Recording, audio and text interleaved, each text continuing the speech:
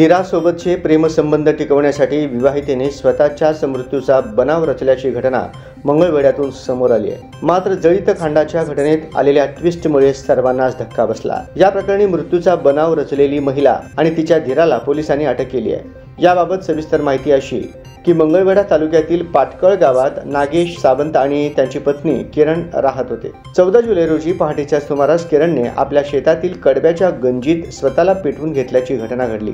मृतदेह पूर्णतः जळाल्याने किरणच्या वडिलांनाही आपल्या मुलीचा मृतदेह ओळखता आला नाही। मात्र किरणच्या वडिलांनी आपल्या मुलीच्या मृत्यूबद्दल संशय व्यक्त करत पोलिसांकडे सविस्तर चौकशी करण्याची विनंती केली। किरणने आत्महत्या केली नसून तिची हत्या झाली असल्याचा संशय तिच्या माहेरच्यांनी व्यक्त केला। विवाहितेच्या माहेरच्या लोकांच्या तक्रारीनंतर पोलिसांनी देखील चौकशी सुरू केला होता। चौकशी दरम्यान पोलिसांनी नागेशचा भाऊ निशांत याच्याकडे आपला मोर्चा वळवला। पोलिसांनी मोबाईलचे सीडीआर तपासले आणि निशांतवरचा पोलिसांचा संशय आणखी बळावला।